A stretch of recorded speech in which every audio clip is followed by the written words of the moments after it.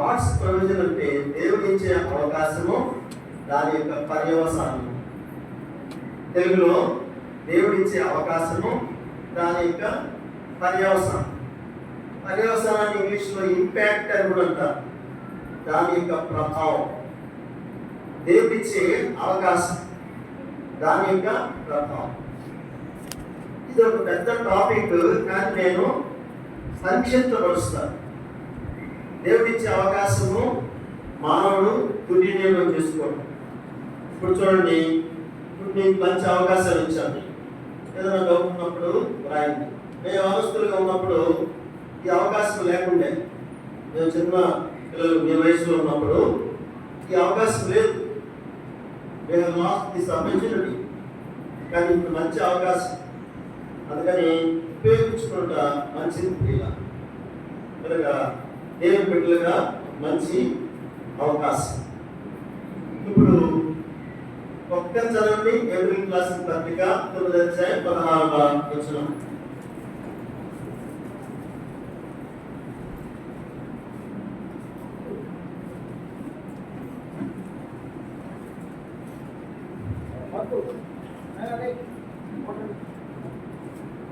April రాసిన పత్రిక 9:16.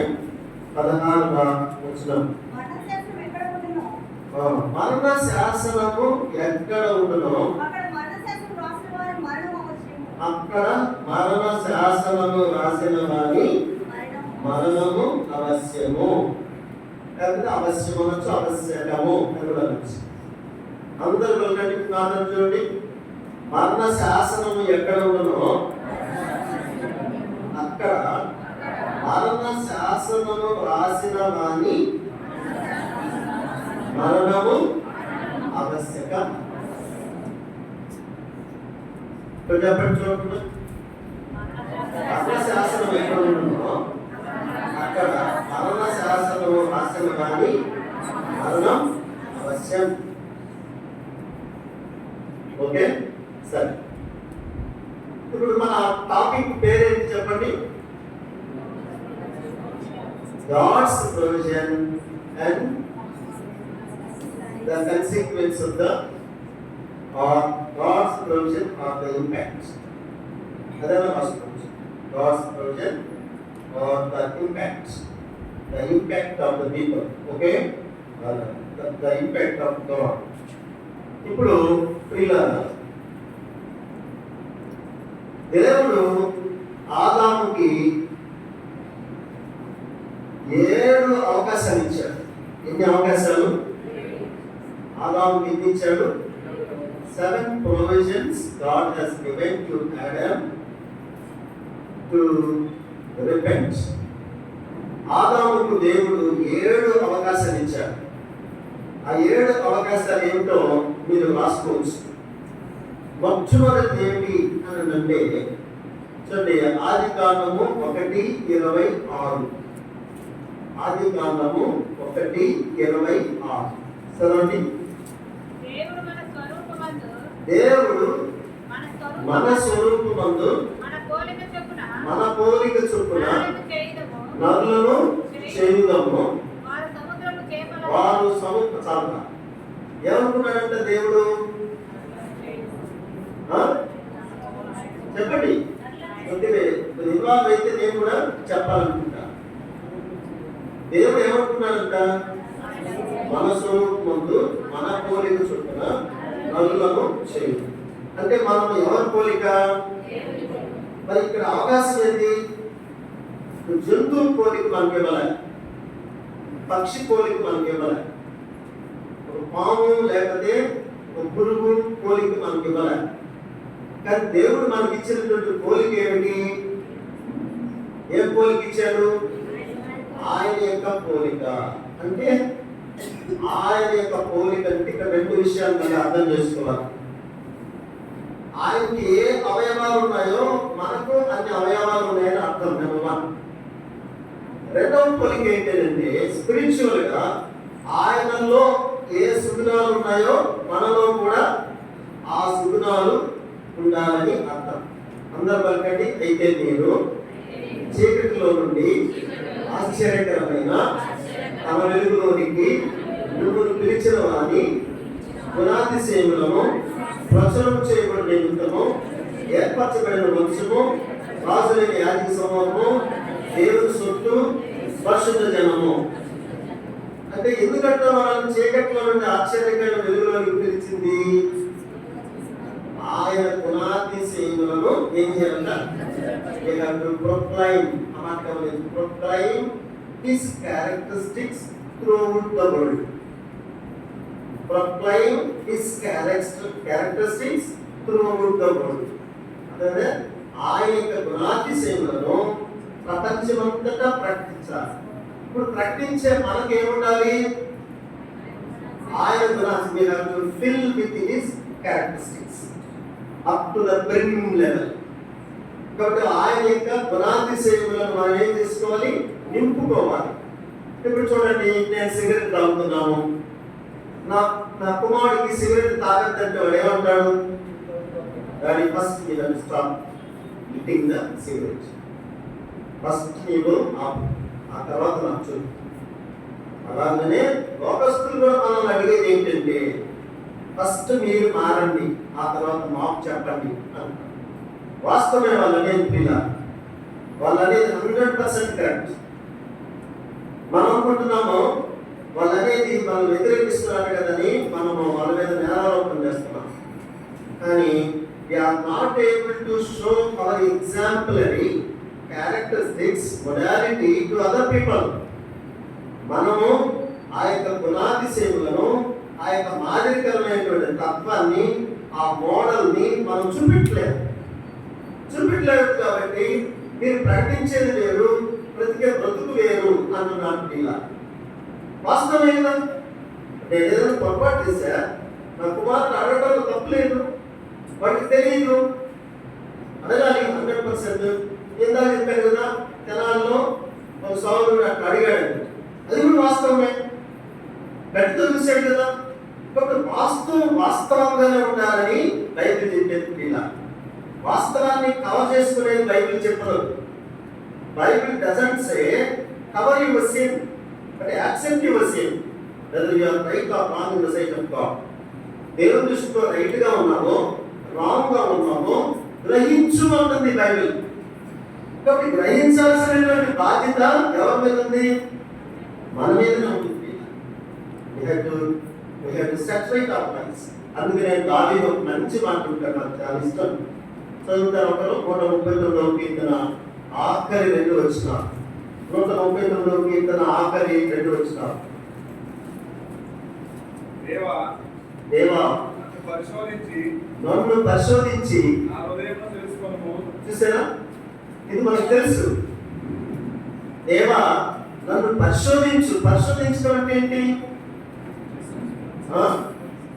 ఏంటి పరిశోధించడం అంటే? పరిశోధించడం ఏంటండి? పరిశోధించడం వేరు, డిస్కవరీ వేరు. డిస్కవరీ అంటే ఉన్నదాన్ని కనుక్కోవడం. చూడండి, కొలంబస్ డిస్కవర్డ్ అమెరికా అన్నారు. అమెరికా ఉంది కాబట్టి సముద్రయానంలో అమెరికా కనుక్కున్నాడు. కొలంబస్ ఉంది కాబట్టి. లేని దాన్ని కనుక్కోవడం ఏంటి? ఇన్వెన్షన్. కాబట్టి పరిశోధించుట అనే దానికి ఆ ఇన్వెన్షన్ కి సరైనటువంటి సంబంధము ఉంది. నాలో ఇంకా ఏదైనా ఉందేమో అంటే తన హృదయంలో పూర్తిగా ఖాళీ చేయబడ్డాడు, తన మనస్సాక్షి కూడా క్లియర్ గా ఉన్నాడు, very transparent in the sight of God. ఆ సమయంలో ఏమంటున్నాడు? దేవా నన్ను పరిశోధించు. ఎందుకు? నీవు దుష్టత్వం చూడలేనంత నిష్కలంకమైనటువంటి కనుదృష్టి నీది. నువ్వు పరిశుద్ధుడు, నువ్వు దేవుడు. ఏ వ్యక్తి నన్ను గురించి నీకు సాక్షి అక్కర్లే. But you knew every deed. నాలో ఉన్నటువంటి ప్రతిదీ నీకు తెలుసు. అది అట్లే వచ్చి ఒక్క మాట దానికి ప్యారలల్గా వచనం చదవండి. యోహాను సువార్త 2వ అధ్యాయం. యోహాను సువార్త 2వ అధ్యాయం 24వ వచనం చదవండి. యోహాను సువార్త 2:24. అయితే యేసు అందరినీ ఎరిగినవాడు. అదిగో చూసారా, యేసు అందరినీ ఎరిగినవాడు. మనకు తెలుసు, ఆ వచనం తెలుసు. యేసు అందరినీ ఎరిగినవాడు. చదవమా? యేసు అందరినీ ఎరిగినవాడు గనుక ఆయన తన్ను ఆయన తనను వారి వశము చేసుకొనలేదు. అందరి మరి సంగతులు వస్తే ఎవరికి తెలుసు? దేవుడు తెలుసు. అందుకని దావీదు ఎంత ప్యూరిఫై అవుతున్నాడు చూడండి. దేవా నన్ను పరిశోధించి నాలో ఉన్నది తెలుసుకో అంటున్నాడు. చదవండి ఆ వచనం వల్ల, దేవా నన్ను పరిశోధించి నా హృదయమును తెలుసుకును, నన్ను పరీక్షించడం ఏంటి? పరీక్షించడం ఏంటి? డాక్టర్ దగ్గరికి వెళ్తాం పరీక్ష చేయడానికి. పరీక్షించడం అంటే ఎగ్జామిన్ అని అర్థం ఇంగ్లీష్. ఎగ్జామిన్ అంటే top to bottom kindly examine me whether you find the fault in me or not. నాలో తప్పు ఏమైనా ఉందా లేదా దయచేసి పట్టుకో అంటున్నాను. పరిశోధించు, పరిశీలించు, పరీక్షించు. సరే, పరిశీలించడం వేరు, ఎగ్జామిన్. స్క్రూటినీ ఉంటారు. Examine, scrutiny, invention. ఈ మూడు చాలా ప్రాముఖ్యమైన విషయాలు. ఇలా పరిశోధించి నీకు ఆయాసకరమైనటువంటి మార్గము నాయనదేమో. ఒక్కటి మార్గములు అంటున్నా, ఒక్కటే ఉంటుంది ప్రతి ఒక్కరిని నాశనం చేయడానికి. ఇలా సిస్టర్స్ కానీ బ్రదర్స్ కానీ చెప్పరు. ఎప్పటి వరకు చెప్పరు? యోధేశ్వరి చచ్చేంత వరకు చెప్పలే. చనిపోయే ముందు కూడా ఒప్పుకోలే. కారణం ఏమిటి? ఉదయం చెప్పారు కదా, కారణం ఏమిటి? Because of Satan. మనకు తెలియకుండా సాతానుడు ఇష్టేసుకొని కూర్చుంటాడు పిల్ల. అందుకని ప్రతి ఒక్క వ్యక్తి ఇప్పుడు మార్పులు పొందలేదు తెలియదు.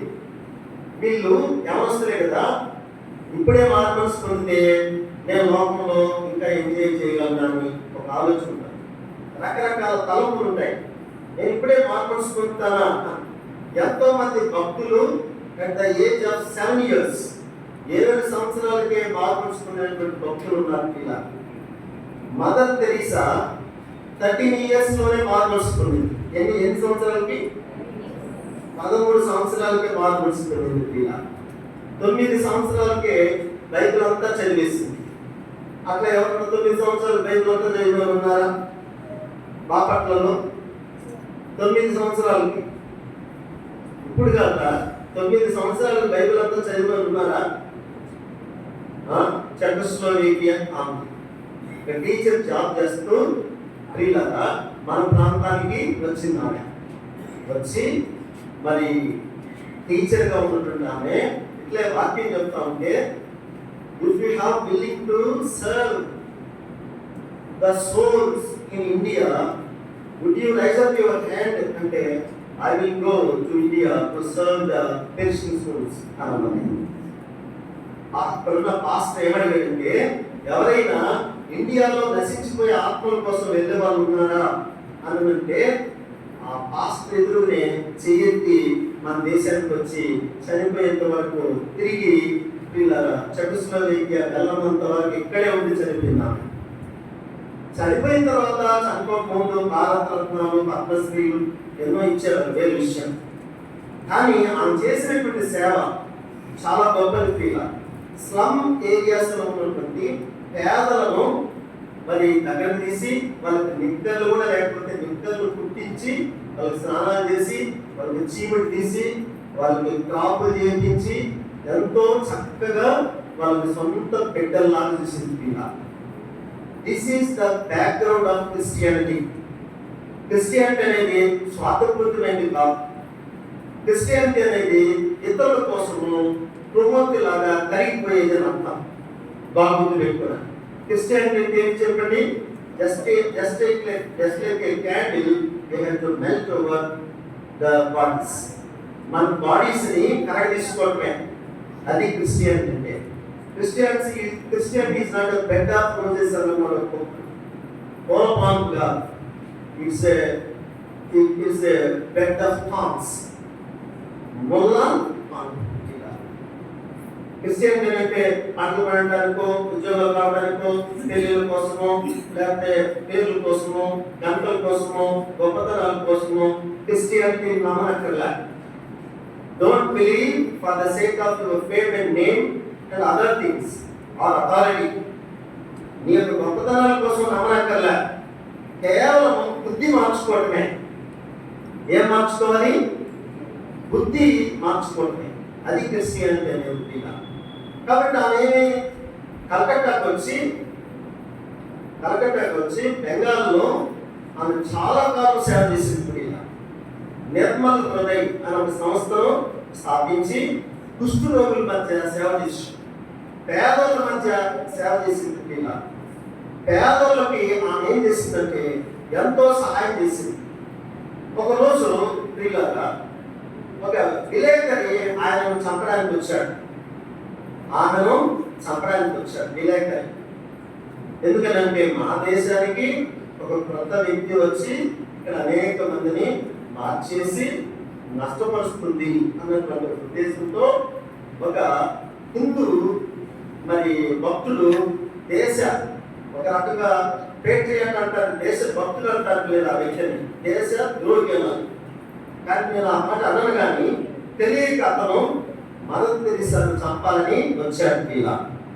అప్పుడు టైము నైట్ 12:45 అర్ధరాత్రి ఆమెను చంపడానికి వచ్చాడు. కిటికీలో నుండి చూశాడు. చూసినప్పుడు ఆమె ఏం చేస్తుందో తెలుసా? ఒక కుష్ఠరోగి తొడ భాగంలో చిన్న బాంబ్స్ పురుగులు పెట్టుకుంటే ఆ బాంబ్స్ ని నోటితో సక్ చేస్తుంది. సక్ అంటే పీలుస్తూ ఉంది పిల్ల.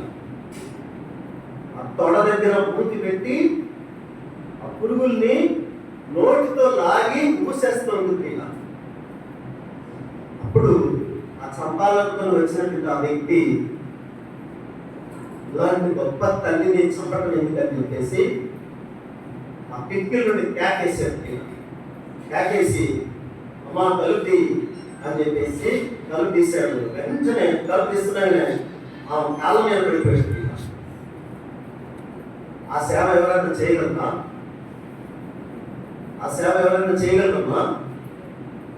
ఇంపాసిబుల్. చాపలు ఏమంటేనే వేయలేము మన మందిరంలో. అంటూ దోమంటేనే మన డిగ్నిటీ అడ్డం వచ్చేస్తుంది. అర్థంగా ఒకసారి కాన్వకేషన్ అంతా అయిపోయింది. 1982లో లాస్ట్ కాన్వకేషన్ ఏప్రిల్లో.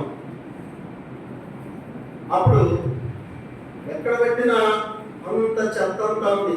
అంటే మనం సాంబార్లో ఈ మునక్కాయలు అవి తిని పక్కన కొన్ని గట్టిగా నవ్వులు చేసి పక్కన వేస్తాం కదా, అదంతా అట్లే ఉంది, ఆకులు తీయలే. ఇలాంటి టైంలో అగస్ట్ అంకుల్ చూశాడు. అగస్ట్ అంకుల్ ఎవరైనా చూశారు మీరు? చేతి అగస్ట్ అంకుల్ చూశాడు.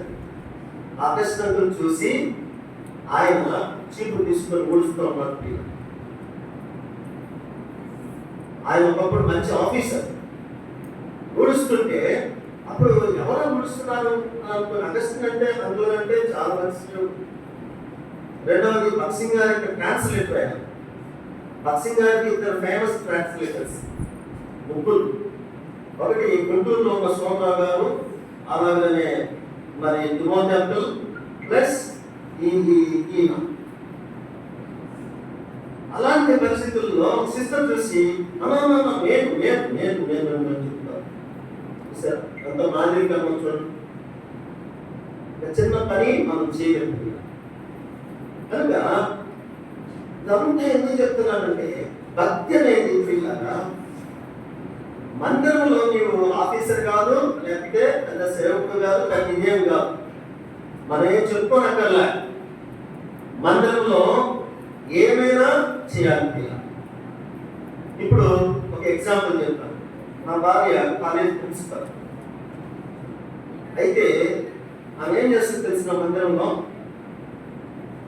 అందరు తిన్న తర్వాత అంట్లన్నీ తోమేస్తుంది.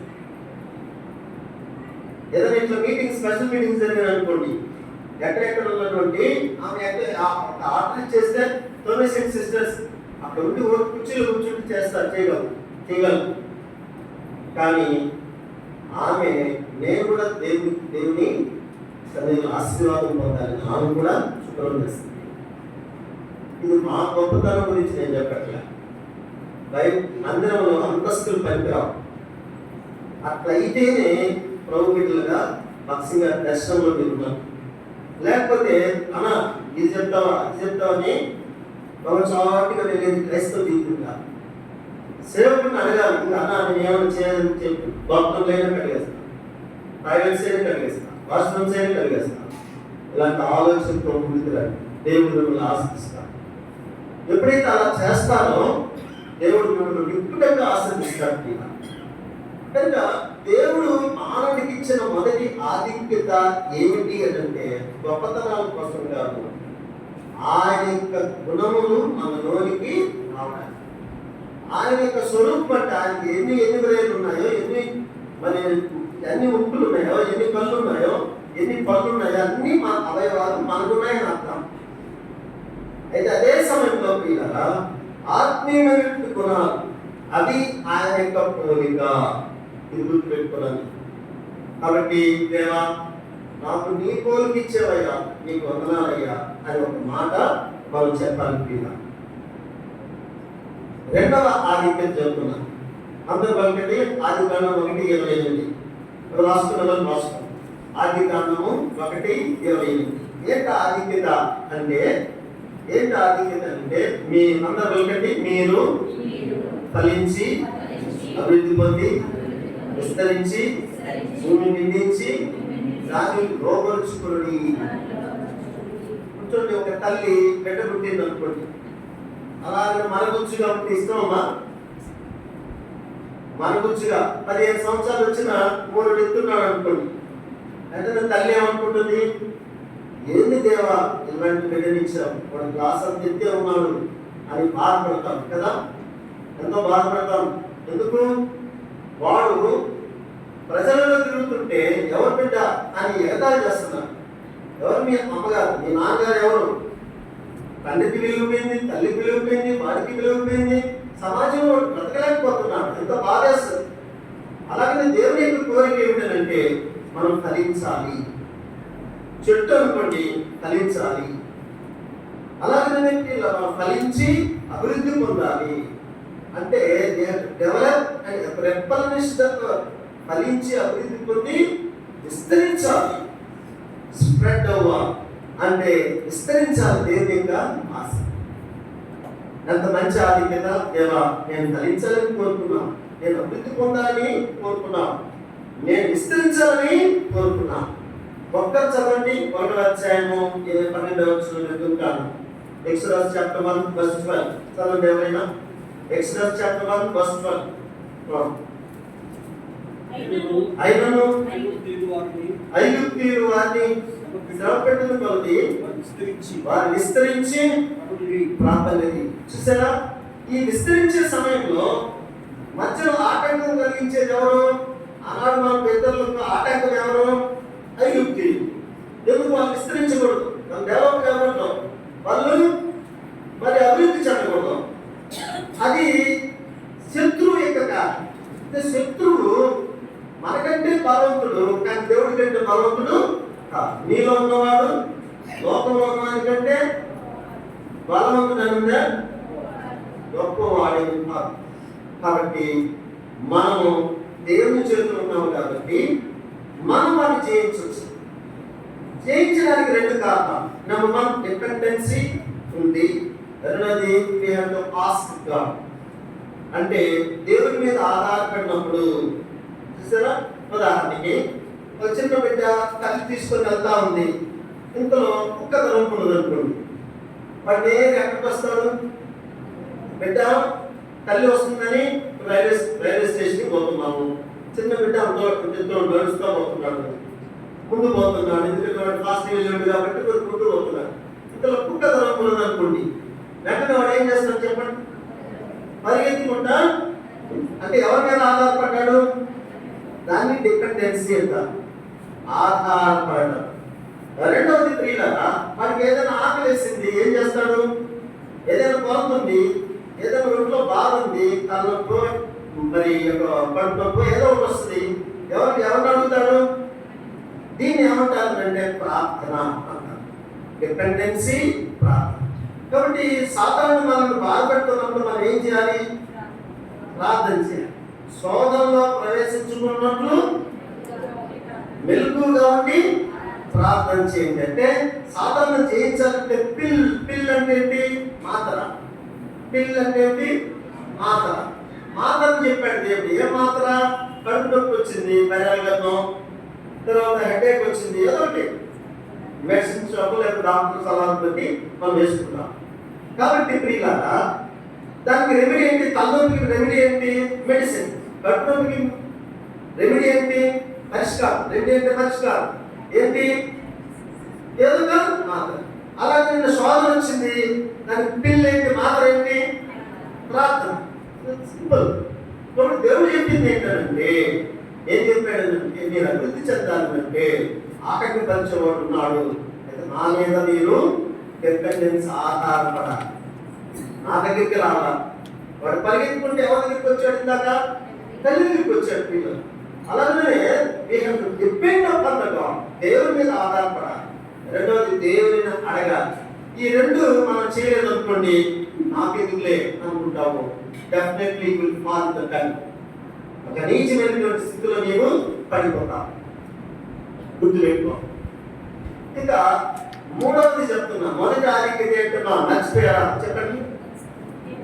మనకు పశువుల యొక్క ముఖము, గాడి యొక్క ముఖము, లేకపోతే నలుపు తెలుపు అనేది వాతావరణాన్ని బట్టి వస్తుంది, తల్లిని ఆహారాన్ని బట్టి వస్తుంది. అంతే. నలుపు తెలుపు అనేది వాతావరణాన్ని బట్టి వస్తుంది, రెండు. మరి తల్లిని ఆహారాన్ని బట్టి నలుపు తెలుపులు వస్తాయి ఇలా. అంతేగాని ఇక ఆల్ ఈక్వల్ అంతే. రెండవది పిల్లరా, మనం అభివృద్ధి చెందాలి, డెవలప్ అవ్వాలి. మూడవ ఆధిక్యత ఏమిటి అంటే ఆదికాండం 2:7. ఆదికాండము 2:7. ఏంటి ఆధిక్యత? అందరూ పలకండి. దేవుడిని యెహోవా నరుని నిర్మించి వారి నాసికారంధ్రంలో జీవవాయువును ఊదగా నరుడు జీవ ఆత్మ ఆయను. దేవుడిని నిర్మించాడంట, నేల మట్టితో నరుని నిర్మించి. ఇప్పుడు మనం నేల మట్టితో నరుని నిర్మించినట్టుగా గుర్తెట్లా? నేల మట్టితో మనం మట్టితో తయారు చేసినట్టుగా గుర్తెట్లా? చూడండి, ఒక కుక్క చనిపోయింది అనుకోండి, అట్లా మీకు అంటే ఎగ్జాంపుల్ మీకు అర్థం కట్టడం చెప్తున్నా. ఒక కుక్క చనిపోయింది అనుకోండి, దాదాపు 2 నెలల తర్వాత చూడండి ఏం కనపడుతుంది? దాని యొక్క స్కెల్టన్ అంటే దాని అస్థి పంజరము కనబడుతుంది, ఇంకేం కనపడుతుంది. అంటే దాని యొక్క మాంసం అంతా ఎక్కడ పోయి కరిగిపోయింది. కాబట్టి ప్రతి జంతువుని కానీ మనిషిని కానీ దేవుడు ఎక్కడ నుండి నిర్మించాడు? నేల నుండి నిర్మించాడు. ఇలా ఇంతెందుకు? ఒక మాంసం ముక్కలు, మన శరీరంలో మాంసం ముక్కలు కోసి మట్టిలో వేసేసేయండి, ఒక 20 days తర్వాత చూడండి కనబడుతుంది. అది కనబడుతుంది. అంటే దేని నుండి వచ్చిందో దాంట్లోకే వెళ్తుంది. ఇలా అంటే ఖచ్చితంగా మనం మట్టిలో నుండి వచ్చినామని అర్థం. అలా కాకుండా ఒక 20 days గాజు ఒక పాత్రలో వేసాం అనుకోండి, గ్లాస్ వెజల్ పాత్రలో వేసాం, ఇక్కడ గ్లాస్ వెజల్లో 20 days వేసాం అనుకోండి, మాంసం కరుగుద్దా? కరగదు. ఎందుకు? అది ఇది సాంద్రత ఎక్కువ పిల్ల. అంటే దీని యొక్క ఇది ఘనమైనటువంటి పదార్థం కాదు. అలాగే మట్టిలో నుండి మనం వచ్చాం కాబట్టి మట్టి చూడండి, ఒక పెద్ద పాత్ర తీసుకొని ఆ మట్టిలో మాంసం ముక్క వేయండి, ఈజీ కరిగిపోతుంది. అంటే మనం దేవుళ్ళ నుండి వచ్చాము, మట్టిలో నుండి వచ్చాము. కాబట్టి మనం శరీరం ఉంది, అలాగే మనలో ప్రాణవాయువు ఉంది, ఆక్సిజన్ ఉంది, ఓటు. అలాగే ఏముంది? మళ్ళా ఆత్మ ఉంది. మనలో ఏముంది? జీవము అంటే ఏంటి? ఆక్సిజన్. ఆత్మ దేవుడు. మనలో జీవం ఉంది, ఆక్సిజన్ ఓటు ఉంది, ప్లస్ ఏముంది? దేవుని యొక్క ఆత్మ ఉంది, ప్లస్ ఏముంది? శరీరం ఉంది. కాబట్టి ఈ 3 ఫంక్షన్ చేస్తేనే, ఈ 3 ఫంక్షన్ అయితేనే మనం బతుకుతున్నాం. అంటే దేవా, నువ్వు దైవ ఆత్మ నాకు ఇవ్వలేదయ్యా, నీ ఆత్మ నాలో ఉంచావయ్యా. ఇది దేవుడు ఇచ్చిన ప్రొవిజన్, అవకాశం. God has given a great provision to pour out His Holy Spirit. దాని యొక్క పరిశుద్ధ ఆత్మ మనలో ఉంచాడు పిల్ల. నాలుగోది చెప్తున్నా వినండి జాగ్రత్తగా. ఆదికాండము 2వ అధ్యాయము 14-15 వచనాలలో మనిషి సోమరిగా ఉండాలని దేవుని ఉద్దేశము కాదు. ఏమి అవకాశం ఇచ్చాడు అంటే నేల నుండి నరుని తీసుకొని ఏం చేశాడంట, సేద్యపరచుటకును దానిని కాల్చుటకును, దానికంటే దేనిని ఏదేదో మనము కాల్చుటకును అందులో ఉంచాడు. అంటే దాని అర్థం ఏంటి? God has given a post or a keeper post or a responsibility to the first man. దేవుడు మానవుడికి ఏమిచ్చాడు? మొట్టమొదటి రెండవ పని రెస్పాన్సిబిలిటీ అంటే బాధ్యత, అంటే బాధ్యత ఏమిచ్చాడు చెప్పండి. ఏం బాధ్యత ఇచ్చాడు? అవసరారా ఏమిచ్చాడు? సేద్యపరచాలి. ఫస్ట్ వ్యవసాయదారుడు ఎవరు? ఆదామే. మొట్టమొదటి వ్యవసాయం చేసింది ఎవరు? ఆదామే. అయితే రెండవది ఏమన్నాడు? You have to keep over entire creation అన్నాడు. ఈ సృష్టిలో అంతా నువ్వు కాయాలి అన్నాడు. అంటే ఒక బాధ్యతను అప్పగించాడు. సోమరిగా ఉండ దేవుడికి చాలా కోపం. బాగా గుర్తుపెట్టుకోండి, బైబిల్లో ఆదికాండం నుండి ప్రకటన గ్రంథం వరకు ఎక్కడ కూడా సోమరిపోతుల్ని దేవుడు ఏర్పరచుకోలేదు. ఎవరిని ఏర్పరచుకున్నట్టు చెప్పండి. ఏ గాడ్స్ అంటే చెప్పండి. సోమరులను బైబిల్లో ఎన్నుకున్నట్లుగా బైబిల్లో లేదు. ఎవరు ఎన్నుకున్నాడు? చురుకైనటువంటి వారిని ఎన్నుకున్నారు. అందుకని సామెతల్లో సొలొమోను మంచి మాట రాశాడు. తమ పనిలో నైపుణ్యత గలవారిని చూచితువా వాడు రాజుల ఎదుట నిలబడు. అంటే a skilful work stand before the kings. అంటే ఒక నైపుణ్యత కలిగినటువంటి ఒక వ్యక్తి ఎక్కడ నిలబడతాడంట? రాజుల దగ్గర నిలబడతాడు. యోసేపు నైపుణ్యత కలిగినటువంటి వ్యక్తి, నమ్మకమైనటువంటి వ్యక్తి, నీతి కలిగినటువంటి వ్యక్తి, దేవునికి భయపడినటువంటి వ్యక్తి. అందుకనే రాజుల ఎదుట నిలబడ్డాడు. What is interested by Pharaoh immediately he did. ఏదైతే ఇచ్చాడో, ఏదైతే ఫరో అప్పగించాడో చాలా నైపుణ్యంగా చేశాడు పిల్ల. అందుకనే అతనికి కంఠాభరణం ఇచ్చి మొత్తం తనకి అప్పగించాడు పిల్ల. అందుకనే తన పనిలో నైపుణ్యత గలవాడిని చూచితివా. ఇంకొక ఎగ్జాంపుల్ కూడా చెప్తాను మీకు. చాలా ఎగ్జాంపుల్స్ ఉన్నాయి నైపుణ్యత గలవాడిని ఏర్పరచుకుని. అబ్రహాము మరి ఊరని ప్రాంతంలో పిలవక ముందు ఏం చేస్తున్నాడు చెప్పండి? బొమ్మలు చేస్తాడు. వెరీ గుడ్ మా. బొమ్మలు చేస్తున్నాడు. బొమ్మలు తెరలు ఏమైతే చెప్తున్నాడో 100% చేస్తూ వచ్చాడు పిల్ల. వాళ్ళ నాన్నగారు ఏమైతే చెప్తూ వచ్చాడో ఉన్నట్లుగా చేస్తూ వచ్చాడు. తర్వాత ఇంకొక వ్యక్తిని గురించి చెప్తా. చూడండి, గలిలయ ప్రాంతంలో యేసు ప్రభువు తిరుగుతూ ఉన్నారు. ఉంటున్నారు కదా పెద్దలు, జాగ్రత్తగా. గలిలయ ప్రాంతంలో యేసు ప్రభు అందరిని చూస్తూ వచ్చాడు. గలిలయ ప్రాంతంలో ఆ దినాల్లో మరి మయాబీలు ఉన్నారు, హిత్తీలు ఉన్నారు, లిబీలు ఉన్నారు, రకరకాల వ్యక్తులు ఉన్నారు, గ్రీకులు ఉన్నారు, లాటిన్, హీబ్రూ, అరబిక్ లాంగ్వేజ్ మాట్లాడే వాళ్ళు ఉన్నారు. ఈ లాంగ్వేజ్ మాట్లాడుతున్నారంటే కొంతైనా ఆస్తి పొందలేదు అర్థం. కానీ వాళ్ళ దగ్గరికి ప్రభు వెళ్ళా. ఎవరి దగ్గరికి వెళ్ళారు? జాలర్ల దగ్గరికి వెళ్ళారు. జాలర్లు ఎక్కడున్నారు?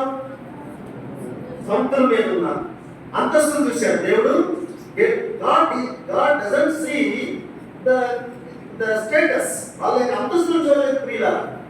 ఇప్పుడు నాలాగా కట్ చేసి చుట్టూ కుట్టేశాడా? లేదు ప్రియుల. వాళ్ళు ఏం చేశారు? తమ మానాన్ని కప్పడానికి మాత్రమే వస్త్రధారణ కలిగి ఉన్నారు. అంటే దేవుడు ఎవరిని పిలిచాడు? ఆలోచించండి. అంతస్తులు చూడలే. వాళ్ళ పనిలో నిమగ్నమైనటువంటి చేపలు పడుతూ నిమగ్నమై జబదేయి ఏదైతే చెప్పాడో అది చేస్తా నమ్మకంగా పనిచేసుకుంటుంటే వాళ్ళని పిలిచాడు ఇలా ఆలోచించాడు. ఇంకొక ఎగ్జాంపుల్ లో చెప్తాను చూడండి. యేసుప్రభు పుట్టినప్పుడు, యేసుప్రభు పుట్టాడు కదా, ఆ దేశంలో కొందరు బెర్రెలు కాపులు రాత్రి వేళ తమ మందను కాచుకొని చూడగా ప్రభుత్వం వారి ఇంటికి వచ్చి నిలిచను. ప్రభు మహిమ వారి చుట్టూ. ఎంత తండ్రి ప్రభు దూత ఎవరి దగ్గరికి వచ్చాడు? ఆఫ్టర్ షెపర్డ్స్ ఎవరి దగ్గరికి వచ్చాడండి? గొర్రెలు కాసు తమ పనిలో రాత్రి బదులు ఆ గొర్రెలు ఏదో నమ్మకంగా చేసుకుంటున్న వాళ్ళ దగ్గరికి వచ్చారు. ఇలా సోమరిపోతుల దగ్గరికి రాలా, ఆలోచించాడు. ఇంకొక ఎగ్జాంపుల్ కూడా చెప్తాను. సుఖాలను ఊళ్ళో చాలా మంది ఉన్నారు, కానీ ఎవరిని దర్శించాడు ప్రభు? అమ్మా ఎవరిని దర్శించాడు చెప్పండి? సమరయ స్త్రీని దర్శించాడు. ఇలా సమరయులకు యూదులకు సాంగత్యం లేదు అమ్మా, సొసైటీకి అతీతను. రెండవది ఆ స్త్రీ మరి చెడ్డ పనులు అడంకరంట కాదా? షీఈస్ నాట్ ఎన్ అడంకరం కాదు, తప్పు పనులు చేయలే. ఏంటి అడంకరం? 5 దేవతలు మొక్కుతున్నారు. ఎంతమంది? 5. అందుకని ప్రభు ఏమన్నాడు? ఇప్పుడున్నవాడు ఆ దేవతలతో పోల్చుకుని ఇప్పుడున్న ఈ దేవుడు, ఇప్పుడున్నవాడు నీవాడు కాదు. అది ధ్యానిస్తే పిల్లల చాలా లోతుంది. ఇప్పుడున్నవాడు అంటే నేను నెక్స్ట్ వాళ్ళ తర్వాత నేను అంటున్నా. ఇప్పుడున్న నేను నీ వాడిని కాదు. ఎందుకంటే నీ వాళ్ళు ఎవరు? 5. దేవునికి ఆలోచించాడు. అంటే ఎందుకు ఆ లేడీ దగ్గరికి? ఆమె ఏదో పూజ చేసుకుంటుంటే ఆమె 5 వదలలేదు ప్రియుల, వదలలేదు. అంత నమ్మకంగా పూజ చేసుకుంటుంది ప్రియుల. అలాంటి వ్యక్తిని పిలిచాడు. పిలిచి ఆమెను దర్శించినప్పుడు ఆమె ఏం చేసింది? ఊర్లోకి వెళ్ళి తన సాక్ష్యాన్నంతా పంచుకొని ఊరి వారిని అంతా ఎక్కడికి తెచ్చింది అంటే ఒక్క వ్యక్తిని కానీ పట్టుకుంటే, ఎవరైతే పనిలో నిమగ్నమైన నమ్మకమైన వ్యక్తులను పట్టుకుంటే పని అవుతుందండి. దేవుడు ఎవరు పట్టుకున్నాడు? ఇది కావాలి ఇలా. అంటే దేవుడు మనం సోమంగా ఉండాలని దేవుడు కోరలేదు. దేవుడు కోరింది ఏంటంటే, ఏం కోరాడమ్మా చెప్పండి? మనం ఏదో పని చేసుకోవాలి. అందుకని కొంతమంది పనులు అంటే యవనస్తులకి క్లాస్ పాపా అని అంటే నేను దాన్ని మమ్మీ వెంటనే అమ్మేస్తారండి. సెల్ ఫోన్ తప్పమ్మా అంటే ఓకే మమ్మీ. ఎందుకు?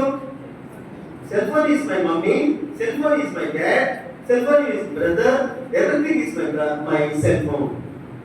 చూసారా? సెల్ ఫోన్ కి ఎందుకు కనెక్ట్ అవుతున్నారు?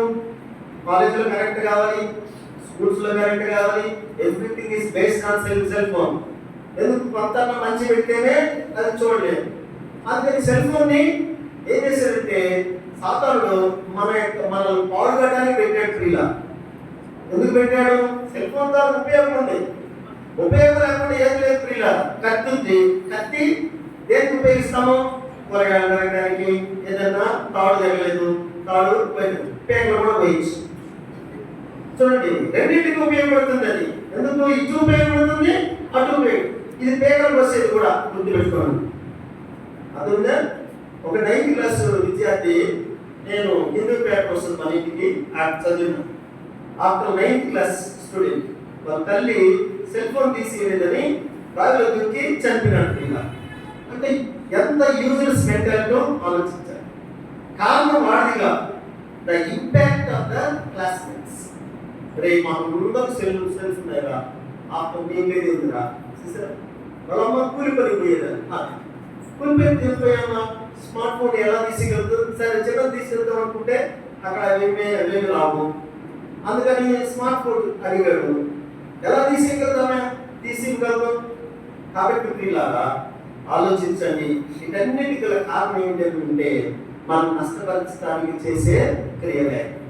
అందుకని మనం సోమరిగా ఉంట దేవుడికి ఇష్టం లేదు పిల్ల. ఎంతమంది ఇక్కడ ఉన్నటువంటి ఆడపిల్లలు 5 గంటలకు లేస్తున్నారు? చేతులు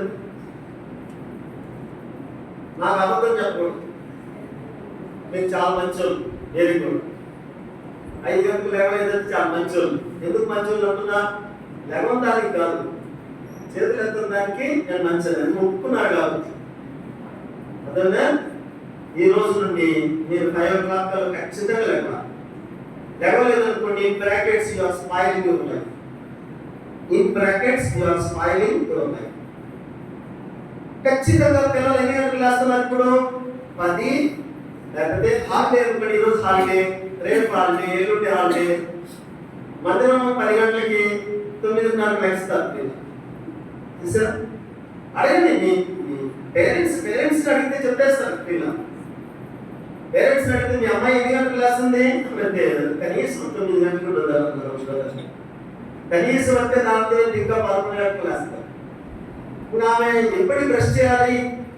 11 గంటలకు బ్రష్ చేయాలి. ఎప్పుడు తినాలి? 12 గంటలకు టిఫిన్ తింటే మళ్ళీ లంచ్ ఎప్పుడు చేయాలి?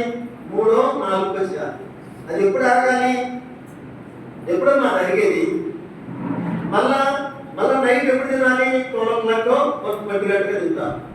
అంటే డిజార్డర్ లో లైఫ్ వెళ్ళిపోతుంది. కన్సిస్టెంట్ చూసారా? అందువల్ల ఏమవుతుంది? సమత్వం అనేది వస్తుంది. ఎందుకు లేజినెస్? బైబిల్ చదువుకోవాలంటే శరీరము సహకరించదు. బైబిల్ చదువుకోమా అంటే మమ్మీ దగ్గరైనా ముసుగేసుకొని చదువుతారు. ఎందుకు? వేషత. దాన్ని ఏమంటారు? వేషత. మమ్మీ కోసమైనా బైబిల్ చదువుతాను. చాలా అట్లా చదవకూడదు. నేను ఎప్పుడు కూడా నా వరకు చెప్తున్నాను, మనుషుల కోసం బైబిల్ చదవం. ఒక్కోసారి శరీరం అలసిపోయింది అనుకోండి, చదవం. ఆ కొరత మళ్ళీ నైట్ టైం అయినా 3 hours తీసుకుంటాను, 4 hours కూడా చదువు. ఒక్కోసారి 12 hours కూడా తీసుకుంటాను. బయట మోకాలు వేసినానంటే 12 hours కాదు, ఒకసారి తెల్లవారుజాము 3 గంటలు అయింది అట్లా చదువుతా బయట. అంటే మనం కేటాయించలేనప్పుడు ప్రభుని అడుగుదాం, ప్రభా నేను అలసిపోయినాను, ప్రభా పెద్దలను క్షమించయ్యా, 9 గంటలు వేస్తానయ్యా, 9 గంటలు చదువు. But it's not a habit. అలవాటుగా ఉండకూడదు. కంటిన్యూస్గా రోజు 9 గంటలు వేస్తానని ప్రభు ఒప్పుకోడు. అర్థంగా? ఎప్పుడైనా ఇన్ కేస్ ఒక్కోసారి తీలాగా 11 గంటలకి ఏదన్నా మేల్కుంటాం, 12 గంటలకు 2 గంటలకు మేల్కుంటాం, అప్పుడు నిద్రపో. టైం దేవుడు అంతా నిన్ను హింసించాలి దేవునికి ఉద్దేశంగా. అంటే you have to give prominence to the word of God, you have to give prominence to the presence of God, you have to give the power of God, God's give. దేవునికి చిత్తం కోసం మనము మరి సమయాన్ని కానీ 4వ అవకాశం ఏంటి చెప్పండి? సోమరితనంగా ఉండుట దేవుడికి ఇష్టం లేదు. అయితే ఏం చేశాడంటే, ఏ అవకాశం ఇచ్చాడు ఆదాముకి? సేద్యం చేసుకునైనా ఈ సృష్టిని అంతటినీ కాపాడునైనా అని. తర్వాత ఐదవ ఆధిక్యత ఏమిటి అని అంటే, ఆదికాండం 2:18 ఉంది ఆ మాట. అందరూ పలకండి, నరుడు ఒంటరిగా ఉండుట మంచిది కాదు. మరి ఇప్పుడు మనం ఒంటరిగానే సెల్ ఫోన్ తీసుకుంటున్నామే అమ్మా. ఒంటరిగా ఉంటే మంచిది కాదన్నాము. చూడండి, ఒక ఆడపిల్ల ఉంది, ఒక మగపిల్లడు ఉన్నాం. ఒక ఆడపిల్ల ఉంది. ఆడపిల్లను కొంతకాలం అయిన తర్వాత తల్లిదండ్రుల వయసుకు బట్టి మ్యారేజ్ చేస్తారా చేయరా? మ్యారేజ్ చేస్తారా లేదా? వినండి జాగ్రత్తగా. ఆడపిల్ల ఉంది, ఆడపిల్ల ఒంటరిగా ఉన్నప్పుడు వయసును బట్టి ఏం చేస్తారు? ఇద్దరిని జత చేస్తారు. జత చేసిన తర్వాత వాళ్ళు ఎంతకాలం బ్రతుకుతారో మళ్ళా ఇద్దరు ఒకేసారి చనిపోతారా? ఒకరు 3 గంటలు చనిపోతారా? అమ్మా, ఇద్దరు ఒకేసారి చనిపోతే ఎక్కడో రేర్ కేసెస్, యాక్సిడెంట్స్ లోనో లేకపోతే. కానీ ఒకరు ముందు వెళ్తారు, భర్తో లేకపోతే భార్యో. మళ్ళా ఏమైపోయినాము? మళ్ళా ఒంటరి అయిపోయినాము. అందుకని లాజరు సేవకుడు పాట రాశాడు. ఏం పాట? తోడేయుడుము అంతం వరకు నీవు విడువవు అందరూ విడిచిన. చూసారు? తోడేయుండెదవు అంతం వరకు నీవు విడువవు అందరూ విడిచిన. అంటే నీకు తోడు ఎవరు చివరిదాకా? అలాగే గమనించండి. Until your last breath, God will be with you. చివరి వరకు ఎవరు నీకు తోడుగా ఉండేది? దేవుడే. ఏ దేవుడికి నీకు తోడు ఉంటాడో ఆ దేవుడు మాత్రం నాకు ఉంటాడు. ఆ దేవుడి దగ్గరికి వెళ్ళి నేను ప్రార్థన చేయను, ఆ దేవుడికి బైబిల్ నేను చదవను, ఆ దేవుడి యొక్క మందిరానికి నేను రాను అనేది మనకి బుద్ధి ఏనంత ప్రియ. ఏ దేవుడైతే సహాయం చేస్తున్నాడో, ఏ సహాయం అనేది ఏమొచ్చింది? పంచభూత, ఆకాశం అయింది, భూమి అయింది, గాలి ఆయనదే, తర్వాత నీరు ఆయనదే. కాబట్టి పంచభూతాలని నువ్వు అనుభవిస్తా ఆ దేవుడు ఉందంటే అది ఎట్లుందంటే వేరే వాళ్ళ ఇంటికి బాడిగిళ్ళకి వెళ్ళి ఈ ఇల్లు నాదే అన్నట్లుంది. వెళ్ళిందంటే ఫర్ హైయర్ రెంట్ టెనెంట్. కాబట్టి బాడికి వెళ్ళాం, అంత అయిన తర్వాత నాదే వాళ్ళు ఒప్పుకుంటారా? ఆలోచించారు. అంత అయిన తర్వాత ఒక 2 నెలలు అయిన తర్వాత నాది హౌస్ అంటే ఒప్పుకుంటారు వాళ్ళు. అట్లుంది మన పరిస్థితి. దేవుడు లేడు అన్నట్టుగా నీళ్ళు తాగుతూ ఉన్నాము, ఆకాశము కింద ఉన్నాము, భూమి మీద ఉన్నాము, అన్ని అనుభవిస్తున్నాము. పచ్చిపోతా అనుభవిస్తానే ఏం చేస్తున్నాము? నాకు దేవుడు వద్దు అంటున్నాము.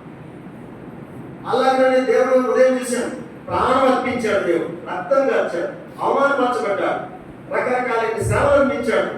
ఇన్ని చేసినా ఆ దేవుడు నాకు. అలాగనే బైబిల్ ఇచ్చాడు, సహవాసం ఇచ్చాడు, దర్శనం ఇచ్చాడు, సేవకులు ఇచ్చాడు, అన్నీ ఇచ్చాడు. ఇంకా నేను మందిరానికి రానంటే ఎంత కోపం వస్తుంది? కాబట్టి వీళ్ళని ఆలోచించాడు, ప్రభా ఇన్ని అవకాశాలు ఇచ్చావు, కానీ ఇన్ని ఇచ్చినా కానీ నేను ఇంకా ఘోరంగానే ఉన్నా. అందుకని నరుడు ఒంటరిగా ఉండటం మంచిది కాన్నది అన్న. నెట్లో బ్రహ్మాండంగా మెసేజ్లు వస్తున్నాయి అన్న. నేను మందిరానికి రానున్నా అన్నది ఒక బ్రాహ్మణ్. మన మందిరానికి అన్ని కులాలు వస్తా, నేను అన్ని కులాల దగ్గర సేవ చేస్తాను. సహోదరి ఏమన్నది, బ్రాహ్మణ్ ఆమె ఏమన్నదంటే, అన్న మరి బైబిల్ నేను ఇంట్లో చదువుతున్నాను, మెసేజ్లు వస్తున్నాయి, ప్రార్థన చేసుకుంటాను, ఆమె ఉంటాను అన్నది. అప్పుడు నేనేమన్నా తెలుసు, నువ్వు చనిపోతావు, చనిపోయిన తర్వాత నీ బాడీ ఎవరు తీయాలి చెప్పండి? నేను మందిరానికి రాను అన్నావు, నువ్వు చనిపోతావు, నీ బాడీ ఎవరు తీయాలి? నువ్వే తీసుకోవాల్సిందేనా?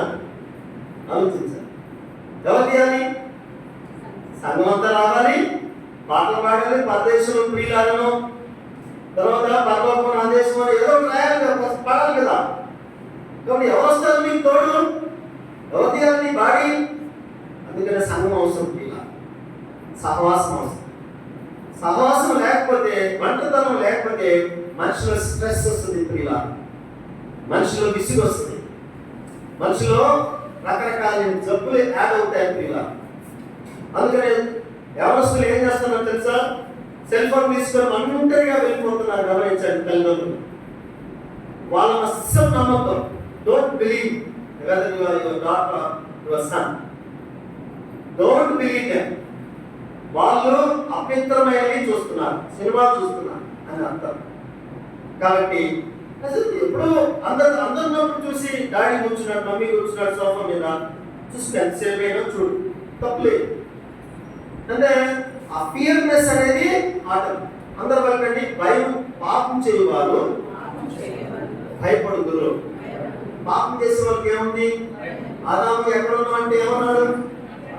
అయ్యా భయపడి నేను దాగుతున్నాను. అయ్యా ఎందుకు వచ్చింది భయము? లోపల పాపం దాచుకున్నాడు కదా. పాపము చేయవారు భయపడతారు.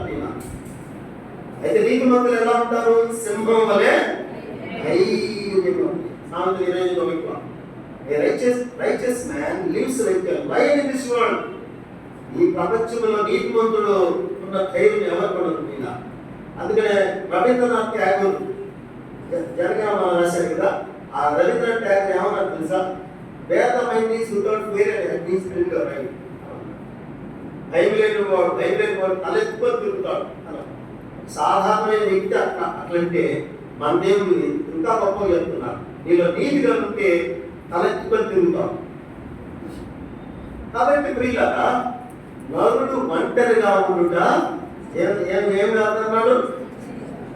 ఒంటరిగా ఉండుట మంచిది కాదు, వారికి సాటి అయిన సహాయం మాని కొరకు. అంటే God wants to see the fellowship with the lady లేకపోతే ఎవరినో ఒకరి ఫెలోషిప్ ఇచ్చాడు. సహవాసం ఏంటండి? ఏం చెప్పండి? సహవాసం. నువ్వు నాకు సహవాసం ఇచ్చావయ్యా. సాటి అయినటువంటి సాటి అయిన సహాయం వెళ్ళిపోయిన తర్వాత ఇంకెవరు నీకు? సంఘమే నీకు తోడు, దేవుడే నీకు తోడు. నిన్ను నిర్మించుకోవడానికి నీకు భర్తే ఉన్నాడు. ఎవరు నీకు తోడు ఈ లోకంలో? మనం అనుకుంటాం, ఏమనుకుంటాము? బంగారు నాకు తోడు, బ్యాంక్ బ్యాలెన్స్ నాకు తోడు, ఇల్లు నాకు తోడు, ఇరుగు పొరుగు వారు తోడు అంటారు. ఎవ్వరు లేదు పిల్ల, మనం అనుకుంటున్నాం. ఇందులో కరోనా వచ్చింది అనుకుని అప్పుడు కనపడుతుంది ఎవరు తోడు ఉంటారు. ఏమైందమ్మా? కరోనా మన కళ్ళతో చూడలేదా? కరోనా చూసినప్పుడు డాడీ సొంత తండ్రి చనిపోతేనే దగ్గరకు పోలేదు పిల్ల, భార్య పోలేదు, పిల్లలు పోలేదు. భార్య చనిపోతే భర్త పోలేదు, భర్త చనిపోతే భార్య పోలేదు. అంటే మనం ఒంటరి వాళ్ళమని కరోనా చెప్పింది పిల్ల. ఇంకా జ్ఞానోదయం కలగల మనకి, ఇంకా మనకి బుర్ర వెలగల, ఇంకా బుర్ర వెలగటంలే. సొంత కుమారుడు చనిపోతే తండ్రి వెళ్ళలేదు. ఎందుకు? ఆ కరోనా నాకు మరి వ్యాపిస్తారు. క్వారంటైన్ ఉన్నాం, రకరకాలైనటువంటి మాస్క్ వేసుకున్నాం, తర్వాత ఈ యొక్క శానిటైజర్ వేసుకున్నాం. కారణం ఏంటి? మనం ఒంటరి కరోనా చెప్పింది పిల్ల.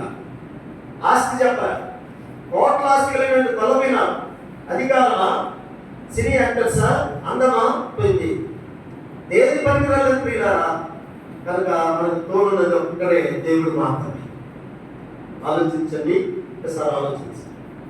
అందుకని నలుగురు ఒంటరిగా ఉంటుంటే మంచిది కాదని వాటి సాటి సహాయం వారి వరకు. అంటే దేవుడు మనకి ఏమి ఇచ్చాడు? ఏ ఆధిక్యత ఇచ్చాడు? సహవాసం ఇచ్చాడు. God has given a fellowship, మంచి సహవాసం ఇచ్చాడు. అందుకు దేవుడు పొందనాలు చెప్పాలి. ఇప్పుడు చెప్పండి, ఏమి ఇచ్చాడు? మొదటి ఏమి ఇచ్చాడు? ఆయన యొక్క పోలిక. 2 అభివృద్ధి చెందాలి. 3 ఆత్మ. 4 సిద్ధపరచుట, అదంతా కాగిత. 5 ఒంటరిగా ఉంటారు. 6 చెప్తున్నాను జాగ్రత్తగా. ఆదికాండం 2:19లో బాగా గమనించండి. ఇప్పుడు చూడండి, నేను మంచి ఇల్లు కట్టాను అంటే దాదాపుగా 10 కోట్లు పెట్టాను అనుకోండి. 10 కోట్లకి ఇల్లు కట్టి అన్నం పిలిచాడు అనుకోండి సేవకుడుగా. అన్న ఎంత సంతోషిస్తాడో ఆలోచించాడు. సుందరావు కావల్లో ఇల్లు కట్టి నా చేత 10 కోట్ల ఇల్లు ఓపెన్ చేశాడండి. అన్న సంతోషిస్తాడా లేదా చెప్పండి? అన్నకి ఇచ్చే గిఫ్ట్ తర్వాత. కానీ 10 కోట్ల ఇల్లు నేను ఓపెన్ చేశానంటే కొద్దిగా ఇద్దరు ఊరికే చెప్తాడా చెప్పడా? ఉంటుందండి మనకి. చెప్తాడు ఖచ్చితంగా చెప్తారు. ఎందుకు చెప్పారు? కాబట్టి ప్రియులారా, సృష్టిని అంతా తయారు చేసిన తర్వాత భూజంతువులను, ఆకాశ పక్షులను, నేల ప్రకృతులను, మనుషులను అంతా తయారు చేసిన తర్వాత ఆదాము కమ్య వీటన్నిటికీ ఏం చేయాలి? పేర్లు పెట్టు. God has given a provision to creation over the creation. English లో దానికి చక్కగా రాస్తుంది. creation over the creation అంటే పేర్లు పెట్టాడు. creation అంటే పేరు పెట్టాడు. అంటే ఏం చేశాడు దేవుడు? నాయన నేను కాదు, నువ్వు పేర్లు పెట్టు ప్రభా. I am unworthy to creation over the creation అన్నాడు. కానీ సరే ప్రభా. ఎంత ఆధిక్యత అనేది అంటే ఆదాము ఎంత గౌరవించాడు దేవుడు, ఎంత ప్రేమించాడు, ఎంత అల్లారుగా పెంచుకున్నట్లుగా ఉంది కదా. కాబట్టి పిల్లగా దేవుడు ఇచ్చిన ఆధిక్యత, 6వ ఆధిక్యత creation over the creation. Creation over the creation, సృష్టి అంతటి పేరు పెట్టు. ఎంత మంచి ఆధిక్యత. ఇప్పుడు నా దగ్గర చూడండి, మొత్తం 6 కదా. ఒకసారి చెప్పండి. దేవుని యొక్క స్వరూపమానం, అదొక ఆధిక్యత. 2 ఫలించాలి, అదొక ఆధిక్యత. 3 పరిశుద్ధ ఆత్మతో నింపాడు, 3వ ఆధిక్యత. 4 సేద్యపరచడానికి, కాయటానికి దేవుడు మనకు ఆధిక్యత ఇచ్చాడు. మామూలుగా ఉండాలని దేవుని ఉద్దేశించాడు. 5 సహవాసం ఇచ్చాడు, ఒంటరిగా ఉన్న మనల్ని కలిపాడు. చూసారా? తర్వాత 6 పేర్లు పెట్టినాయి. అంతటి సృష్టి అంతటికి పేర్లు పెట్టినాయి. ఎంత మంచి ఆధిక్యత. అంతా చెప్పిన తర్వాత ఇట్లా చెప్పాడు. ఏం చెప్తామా? ఇట్లా చెప్పాడు. ఆదికాండం 2:17లో అందరూ పలకండి.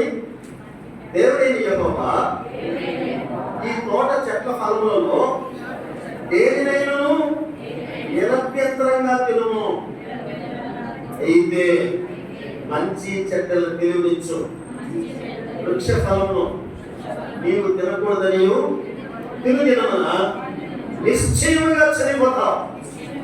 ఏమనండి? Surely you will be died అన్నాడు. షూర్, ఖచ్చితంగా చచ్చిపోతావు నేను చెప్పింది చేయకపోతే అన్నా. ఈ తోట చెట్ల ఫలంలో దేనినైనా నిరభ్యంతరం, no objection to eat any other fruit except this particular. ఈ తోట చెట్ల ఫలంలో దేనినైనా తిను, కానీ ఈ మంచి చెట్లను తెలియని వృక్ష ఫలాన్ని తినకూడదు. ఇది యవనస్తులకు ఉన్నటువంటి డౌట్. ప్రియుల యవనస్తులు ప్రతి ఒక్కరికి డౌట్ ఏంటి? ఈ చెట్టు ఎందుకు పెట్టాలి? చూడండి, ఇది అహుజా కంపెనీ. అహుజా కంపెనీలో ఢిల్లీలో ఉంది. ఈ కంపెనీ ఆయన కొడుకు దేవుడు నమ్ముకున్నాడు. ఆయన నమ్మలేదండి. ఆయన కానీ అడిగితే ఏం చెప్తాడు తెలుసు? అంత తయారు చేసిన తర్వాత ఏం చేశాడు? పలు 1 2 మైక్ చెక్ అంటామా లేదా? పలు 1 2 3 mic check mic check mic check అని అంటామా లేదా? మైక్ నేనేం చేస్తున్నాను? చెక్ అంటే టెస్ట్, మైక్ టెస్ట్ అంట. అలాగే స్కూటర్ అంతా పద్ధతి కొన్నాము మనము. స్కూటర్ అంతా మెకానిక్స్ అంతా తయారు చేసిన తర్వాత ఏం చేస్తాం? ఒకసారి ట్రైల్ వేస్తాడు. ట్రైల్ పిల్లలందరూ స్కూల్కి వెళ్తున్నారు, పరీక్షలు లేవనుకోండి, చదువుతారా? అందుకని పరీక్షలు ఎందుకు పెడతారు? గట్టి ఓటి అని తెలుసుకోవడానికి. పాత రోజుల్లో కుండలు కొనేవాళ్ళు. ఇలా కుండలు కొనేటప్పుడు సూర్యుడికి ఎట్లా పెట్టి చూసేవాళ్ళు. అందరం ఏమవుందా, ఓటి ఏమవుందా అని తట్టేవాళ్ళు. ఎందుకు? కుండ బాగానే కనబడుతుంది, కానీ గట్టిగా ఓటిదా అని అర్థం. అలాగే ప్రియులారా, ఏం సృజించాడు, అవకాశాలు ఇచ్చాడు, ఆ మాట వింటారా, సాతానిక మాట వింటారా అని పరీక్ష పెట్టాడు దేవుడు. ఇలా ఏం పెట్టాడు? పరీక్ష. ఆ పరీక్షలో 0 మార్క్స్ ఇచ్చింది. Fail examination. పరీక్షలో ఏమైపోయింది? ఫెయిల్ అయిపోయినా. ఫెయిల్ అయిపోయిన తర్వాత ఇంకా ఎక్కడ పోతారు? No promotion. Promotion in the sense no development in the spiritual life. అప్పుడు వద్దన్నటువంటి పనులు ఇది నిజమా అని స్టార్ట్ చేశాడు. స్టార్ట్ చేసుకునే పిల్లరా తిన్నాడు. తిన్న తర్వాత లాస్ట్ మనల్ని అందరినీ ఏం చేశాడు? భ్రష్టు కట్టించాడు. దీనికి ఒక్క వచ్చిన చదువు ఎవరైనా రోమిలకు రాసిన పత్రిక 5:14, రోమన్స్ చాప్టర్ 5:20 చదవండి ఎవరైనా. రోమిలకు రాసిన పత్రిక 5:14. అయినను చూసారా, ఆదాము చేసిన అతిక్రమమును పాపము చేయని చూసారా, పాపము చేయని వారు ఎవరంటే ఎవరు? మనం పాపం చేయలే. పాపము చేయని మన మీద కూడా ఏముంది? చదవండి కదా, నల్ల చదవండి. అయినను ఆదాము చేసిన అతిక్రమమును పోలి పాపము చేయని వారి మీద కూడా, పాపని చేయని వారి మీద అంటే నేను కూడా పాపం చేయలేదు, కానీ పాపము చేయని వారి మీద కూడా ఆదాము మొదలుకొని మోషే వరకు పాపము. ఇప్పుడు ఎవరు లేరట? పాపం ఎక్కడి నుండి వచ్చింది? ఆదాము నుండి వచ్చింది. ఒక చింత చెట్టు దగ్గరికి వెళ్ళామనుకోండి, చింత చెట్టు ఇంత పుల్లగా ఉన్నది. రీజన్ ఏంటి అంటే మా తల్లి విత్తనము అలాంటిది. ఇన్ని కాయలు వేస్తుంది. ఈ విత్తనం ఏమైనా వేరుకుంటుందా? ఈ కాయ ఏమైనా వేరుకుంటుందా? Entire tree will be the very so. కాబట్టి చాలా పుల్లగా ఉంటుంది అని అంటారు. అందా సరే, ఇన్ని విత్తనాలు పడ్డాయి. ఎన్ని విత్తనాలు వేసారు మీ తల్లి అంటే కూర్చోడం ఒక్కటే పట్టు ఇన్ని విత్తనాలు వచ్చాయా? ఎస్ వచ్చాయి. మా తల్లి విత్తనము అలాంటిది. అలాగే ఒక్కడి ద్వారా చింత చెట్టుకి ఏ రీతిగా విత్తనాలు వచ్చాయో ఒక్క ఆదాము ద్వారా పాపమంతా ప్రబలింది. నువ్వు పాపం చేయలే, కానీ ఆదాము యొక్క నైజము మనలో ఉంటుంది. ఆదాము యొక్క స్వభావము, ఆదాము సాతానిక అవిధేయత, వద్దు అన్నటువంటి పని ఎప్పుడైతే మంచి చెడు అనేది మనలో ప్రవేశించింది. ఇప్పుడు ఎప్పుడైతే ప్రవేశించిందో బాగా గమనించాలి. ఇప్పుడు ఎప్పుడైతే ప్రవేశించిందో ఏమైపోయిందో తెలుసా? మనలో ఏం పోయింది? ఉదాహరణకి ఆరోగ్యం ఇచ్చాడు దేవుడు. నేను ఉదయం లేస్తే ఒక ట్రంకాడుగా మిగిలిపోయినాను అనుకోండి, నా ఆరోగ్యాన్ని బాగు చేసుకుంటున్నాను, నచ్చిపోతున్నాను, పాడు చేసుకుంటున్నాను. అర్థమైంది? అలాగనే ఏదో వచ్చి నాలో చేరినటువంటి కారణం చేత నా బాడీ దెబ్బతిన్నది, నా మైండ్ దెబ్బతిన్నది, నా మాట మారిపోయినట్టు ఇలా. అలాగనే వద్దు అన్నటువంటి పండు ఎప్పుడైతే తిన్నామో, తిన్న తర్వాత మనలో ఏమొచ్చేసింది? చెడు మంచి వచ్చి మంచి ఆత్మ, దేవుని యొక్క ఆత్మ వెళ్ళిపోయాడు ఇలా. మనలో ఏముంది? దేవుని యొక్క ఆత్మ లేదు.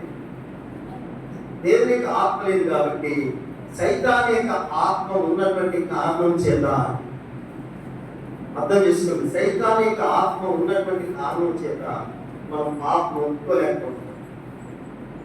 అందుకని యవనస్తులందరికీ మీరేం బాప్తిసం తీసుకున్నారంటే వాళ్ళు ఎత్తలేదు.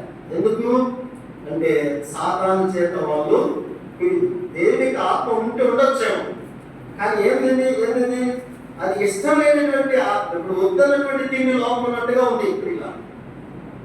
అందుకని వాళ్ళు పాపం ఒప్పుకోలేకపోతున్నాను. అందుకని పాపం ఒప్పుకుంటే దైవ ఆత్మ మనలోకి వస్తుంది. ఎట్లా? పేతురు ఏమన్నాడంటే అపోస్తలుల కార్యములలో ఏమన్నాడంటే, అమ్మా చదవద్దు, కొద్దిగా చూడండి, నాలుగు చూడండి.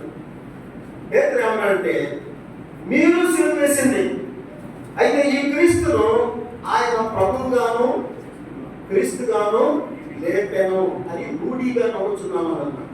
అంతదగనే 37వ వచనంలో అంటాడు, ఆ మాట చెప్తాను ఏంటంటే ఇలా దేవన్ పిక్కడింది నొచ్చుకున్నారు. నేను ఆశీర్వేసింది, మేమేం పట్టలేదే పెట్టలేదే అన్నట్టుగా నేను ఆశీర్వేసింది అంటే నొచ్చుకున్నారు మీరు. అయితే అయినా ఇప్పుడు మేము ఏం చేయమంటాం?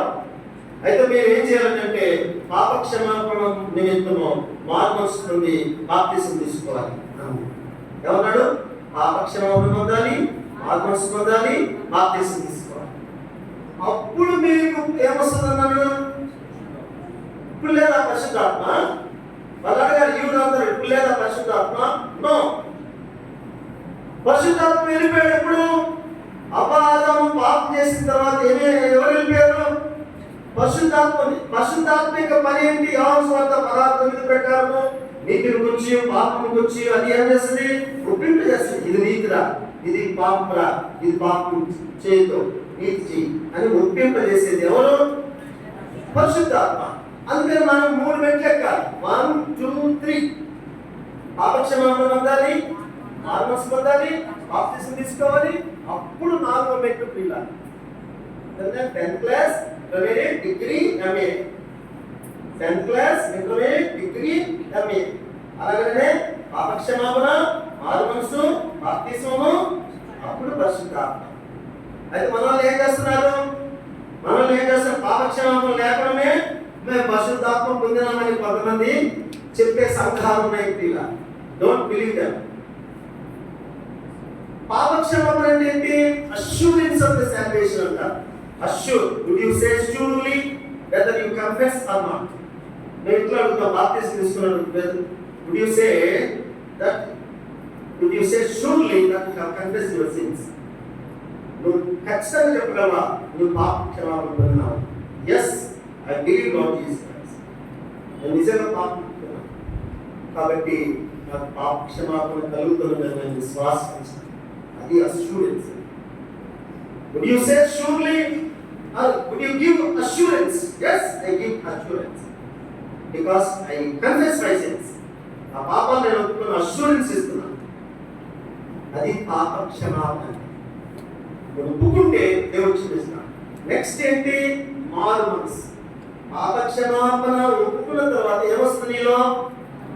మారు మనసు. అంటే మనసు మారి రూపాంతరం చెందుతున్నాం. ఇంకా ట్రాన్స్ఫిగర్డ్ అంటే ట్రాన్స్ఫిగర్డ్ అంటే ట్రాన్స్ఫర్ అయిపోయినాం.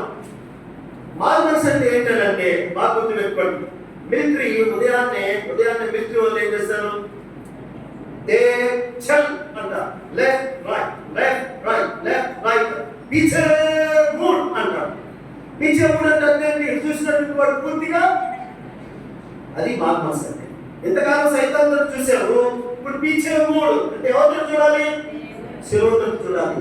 యేసు ప్రభు రక్తం తరపు చూడు, యేసు ప్రభు యొక్క శిలువ కార్యం తరపు చూడు, యేసు ప్రభు ఉమ్ము వేసుకున్నట్టు చూడు, యేసు ప్రభు యొక్క ప్రేమను ఆలోచించు. తల్లి కానీ తండ్రి కానీ స్నేహితుడు కానీ ఎవరు ప్రేమించరు ప్రియుల. ఒక సహోదరుడు ఇట్లా అన్నాడు, ఒక బీటెక్ స్టూడెంట్ మనకి ఇట్లా ప్రశ్నించాడు, సార్ మీ యేసు ప్రభుకి ఈక్వల్ సార్ ఒక స్టూడెంట్.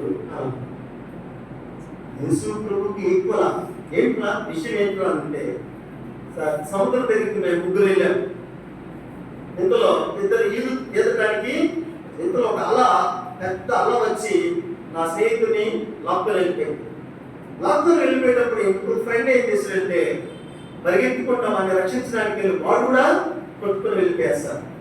గడుతున్నటువంటి నేను ట్రై చేశాను కానీ నా పరిస్థితి కూడా అలా అవుతుందని ఇంటికి వచ్చేసాను సార్. ఇంటికి వచ్చి వాళ్ళ తల్లిదండ్రులు చెప్పాను, ఈ రోజు వరకు ఆ శవాలు కనబట్టలేదు సార్. ఒక స్నేహితుడి కోసం ఒక స్నేహితుడు చనిపోయినాడు కదా, యేసు ప్రభుకి ఈక్వల్ కదా అని నేనేమన్నా ఈక్వలా? యేసు ప్రభు చనిపోయింది ఎవరి కోసం? శత్రువుల కోసం. ఎవరి కోసం? మిత్రుల కోసం మిత్రులు చనిపోవచ్చు, భార్య కోసం భర్త చనిపోవచ్చు, స్నేహితుల కోసం స్నేహితులు చనిపోవచ్చు. కానీ మిత్రుల కోసం చనిపోయి ఉన్నారు, శత్రువుల కోసం చనిపోయి ఉన్నారా? మన శత్రువులు, బలహీనులు, భక్తిహీనులు. యుక్త కాలమున దేవుడు మన కొరకు చనిపోయినాడు. నీ ప్రేమను గ్రహించావా? ప్రియ సహోదరి సహోదరుడా, గొప్ప నేను శత్రువుని, బైబిల్ చదువుకున్న శత్రువుని, సహవాసం అంటే తెలియకట్టు శత్రువుని, నేను సన్నిధిలో ఒక 5 నిమిషాలు కూడా ప్రార్థన చేయలేదు. భక్తిహీనుని, నా డిసిప్లినే వర్స్ట్, నా యొక్క క్రమశిక్షణే వర్స్ట్. కాబట్టి ప్రభు అయినాను నన్ను క్షమిస్తున్నాను, అయితే నన్ను క్షమించేయా అని అంటే నువ్వు శత్రువైన దేవుడు క్షమిస్తాడు. అయితే దేవుడు ఏం చేశాడంటే, ఈ తోట చెట్ల ఫలములలో దేన్నైనా నిరభ్యంతరంగా తిను, అయితే మంచి చెట్ల తెలియని చూపించే ఫలాన్ని తినకూడదనియో, తినమన నిశ్చయంగా చనిపోతా ఉన్నావు కదా అన్నాడు కదా దేవుడు. అప్పుడు రాశాడు దేవుడు మరణ శాస్త్రం రాశాడు. ఏం రాశాడమ్మా? మరణ శాస్త్రం రాశాడు. మరణ శాస్త్రం రాసింది ఎవరు? యేసు ప్రభు. దేవుడు మరణ శాసనము రాసిన వారిని మరణం అవశ్యం. మరణ చెప్తున్నా, మరణ శాస్త్రం రాసింది ఎవరు? జీసస్. మరణ శాస్త్రం రాసిన వారి మరణం అవశ్యం అంటే ఖచ్చితంగా ఎవరైతే రాశారో ఆ మరణాన్ని తప్పించడానికి రావాలి. ఏ మరణము? రెండవ మరణం ఉంది. బైబిల్లో 2 ఆజ్ఞలు మరణాన్ని గురించి ఉన్నాయి. మొదటి ఆజ్ఞ ఆదికాండం 2:17, రెండవ ఆజ్ఞ ప్రకటన 21:15. ఎవరి పేరైనా జీవ గ్రంథంలో రాయబడినట్టు కనపడనీయడు, వాడి అగ్నిగుండంలో వేయబడు. అంటే అగ్నిగుండంలో ఈ మరణం రాసేసాడు. ఎవరిని ఇరాడికేటెడ్, తుడిపేయలేడు దేవుడు, అబద్ధం ఆడినటువంటి దేవుడు. అందుకని మనం ఖచ్చితంగా మరణం కావాల్సిందే. Surely you will be died అన్నాడు కదా, ఖచ్చితంగా చనిపోతావు అన్నమాట. అందుకు మనం చనిపోయేది పిల్ల.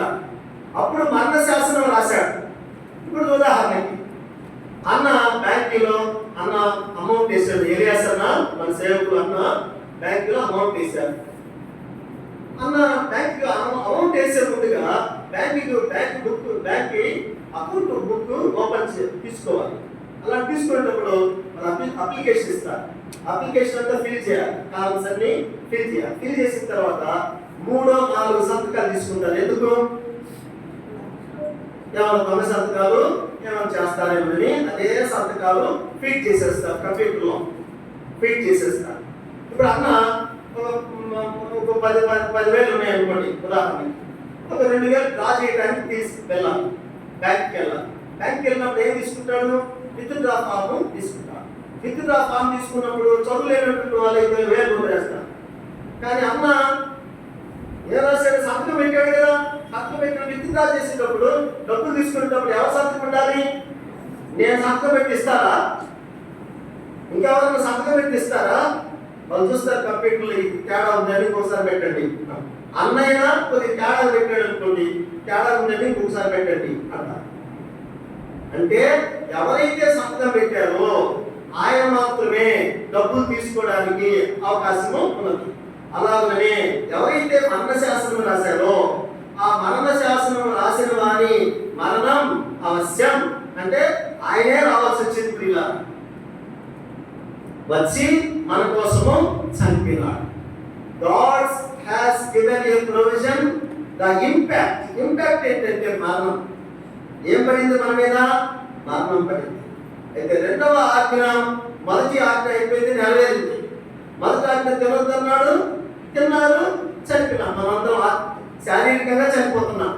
అందుకనే తల్లి చనిపోయినా, మన ఎవరైనా చనిపోయినప్పుడు మనం ఏడ్చేది, బాధపడతాం. అయితే క్రైస్తవం అయితే నిరీక్షణ ఉందని ప్రభు మీద మనం ఆధారపడతాం. అందుకనే ప్రియులారా, దేవుని బిడ్డలుగా మనం ఏం చేయాలి అని అంటే, బాగా గుర్తు పెట్టుకోనండి, ఏం చేయాలి అని అంటే రెండవ మరణాన్ని తప్పించుకోవడానికి ఈ 4 మెట్లు ఎక్కాలి. ఏ మెట్లు? పాపక్షమాపణ, మారుమనస్సు, బాప్తిస్మము, అప్పుడు పరిశుద్ధాత్మ. ఈ 4 జరగకుండా you will never enter into the kingdom of God. అందుకని ప్రభువా నన్ను క్షమించు, నేను నీ కోసం తీరుస్తా అన్నటువంటి వారు, ప్రభు కోసం నేను నిజంగా దేవుడు నమ్ముకుంటా అన్నటువంటి వారు ఎవరైనా ఉంటే సిగ్గుపడకూడదు పిల్ల. అందుకని అందరు పలకండి, వ్యభిచారము. అందరు పలకండి పెద్దగా. వ్యభిచారము పాపమును చేయు ఈ తరము వారిలో నన్ను కూర్చి, నా మాటలను కూర్చి సిగ్గుపడు వాడు ఎవరో రేపు తండ్రితో నేను వచ్చినప్పుడు వాణిని సిగ్గుపరచును. మార్కు 10:38 ఆ మాట ఉంది. అంటే వ్యభిచారం ఈ తరం ఏదంట? వ్యభిచారము పాపం చేసేద్దాం. నన్ను కూర్చి నా మాటల గురించి సిగ్గుపడతారా? కొంతమంది బైక్లు మందిరానికి పోతామంటే అక్కడ పోతున్నారులే అంట. ఒక ఉంది మా మందిరంలో, బ్యాగ్లో పెట్టుకొని వస్తుంది. ఏమో బ్యాగ్లో పెట్టుకుంటాం అంటే, లేదన్న వాళ్ళకి చూస్తారని అసలు మందిరానికి రావాలి. నాకైతే మందిరానికి రావచ్చు సిస్టర్. నీకు అంత అవమానం అయితే ఈ గ్రంథము, నీకు అంత అవమానం అయితే మందిరానికి రావుతున్నా, ఇంట్లో అని చెప్పి ఆ నెక్స్ట్ డే నుండి ఇట్లా ఉంటుకొని వస్తుంది. అన్న చెప్పాడు ఇట్లా ఉంటుకొని వస్తుంది. అప్పుడు ఆ సిస్టర్ చాలా సంతోషించింది. ఈ తరం ఎలాంటిదంటే వ్యభిచారము పాపము చేసి ఈ తరంలో నన్ను వచ్చి నా మాటలు వచ్చి సిగ్గుపడతారా? సిగ్గుపడకూడదు. నా దేవుడి కోసం నేను నిలబడతా, నా దేవుడి కోసం నేను రోషంగా నిలబడతా అని ఒక రోషమైనటువంటి క్రైస్తవ జీవితంలో కావాలి. దేవుడు ఆదాముకి ఎన్ని ఆధిక్యతలు ఇచ్చాడు చెప్పండి? 7 ఆధిక్యతలు. కానీ నిలబెట్టుకోవాలి. లాస్ట్ ఏం తెచ్చుకున్నాడు? ఇంపాక్ట్ ఏంటి? మరణం తెచ్చుకున్నాడు. మరణం రావడానికి కారణం ఎవరు? అందుకని ఆయన ద్వారా అందరికి వ్యాపించింది, దాని ద్వారా మనం చనిపోతాం. అయితే దేవుడి వచ్చింది దేనికంటే మొదటి మరణం తప్పించడానికి కాదు. ఎందుకు? It should not be eradicate, దాన్ని తీసేయడానికి లేదు. రెండవ మరణం ఉంది. రెండవ మరణం అంటే మనకేమొస్తుంది? అన్నాడు సాతానుడు చెప్పాడు కదా, ఇది నిజమా అని. అట్లా మనకు కూడా ఏమొస్తుంది? ఆ రెండవ మరణం తగ్గిపోయిన తర్వాత తక్కుడో మిక్కుడో లేదా సాతానుడు ఏం చేస్తున్నాడు? మళ్ళా అనుమానము రేకెత్తిస్తున్నాడు. ఇలా పరలోకం ఉందేనా, దేవుడు ఉన్నాడా, నరకం ఉందేనా, ఇట్లా అవుట్ మరి డౌట్లు కలిగేస్తాయి. ఆనాడు డౌట్ కలిగేసాడు, చక్కగా దొరుకుతున్నాడు. ఎవరు? సాతానుడు. నెక్స్ట్ ఈసారి సంగతి దొరుకుతున్నాడు. ఎందుకు? వాడితో కూడా మనము కావాలి. స్నేహితులారా రండి, మనం కూడా కావుతాం. తెల్లవార్తలు ఏడుస్తాం. సార్ దానికి ఎగ్జాంపుల్ లూక్ చాప్టర్ 16 16 ధనికుడు యాతన పడలేదండి. ఎన్ని ఎగ్జాంపుల్స్ ఉన్నాయి బైబిల్. కనుక బిడ్డలారా, సోదరులారా, ఇంకా ఎవరైతే రక్షించబడలేదో దేవుడు ఇచ్చిన అవకాశం దానించుకో. నీకు రెండవ మరణాన్ని తప్పించుకోవాలంటే ఎంత త్వరగా పాల్గొంటావో అంతగా దేవుడు నేను ఆశిస్తాను. తృణీకరించావా, it is left over you. తృణీకరించావా, దేవుడు నిన్ను క్షమించడు. ఏంటంకుల్ ఇంత త్వరగా రక్షించబడాలా అని అనుకోవచ్చు. నేను దానికి నేను ఒక ఎగ్జాంపుల్ చెప్తాను. మన ప్రాంతాల్లో ఎక్కువగా బెగరపల్లి మామిడి పళ్ళు, ఉలవపాడు మామిడి పళ్ళు ఉంటాయా లేవమ్మా? చెప్పండి, మీరు తినేది ఏ పళ్ళు? ఉలవపాడు పళ్ళు అంటే చెప్తున్నాం. ఉలవపాడు పళ్ళు వస్తాయి, చాలా మంచిగా ఉంటాయి, మేము కొడుతున్నాం. అయితే దాన్ని బాగా మెత్తగా చేసుకొని ఆ రసం అంతా లాగి, దానిపైన పక్కంతా ఇంకా లాగి తినేసి, ముట్టె కూడా తినేసి, లాస్ట్కి పైదంతా చీకేసి, ఇదిగో నీ భర్తకో లేకపోతే ఇదిగో కుమార్తెకో కుమారుడికి ఇస్తే ఏమంటారు?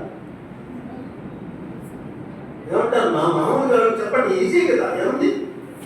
తలకాయం కలిగిదా నీ ఎంగిల్ తింటున్నారా? రెండోది, తిన్నటువంటి వ్యక్తిని కొద్దిగా ఉంచకుండా మొత్తం తిన్నావు మొదటి ఎంగిల్ అడుగుతాం, నువ్వు ఎంగిల్ చేసి నాకు ఇస్తావా? రెండోది, అసమంతా నువ్వు తిని లాస్ట్ గుట్టి నాకు ఇస్తావా?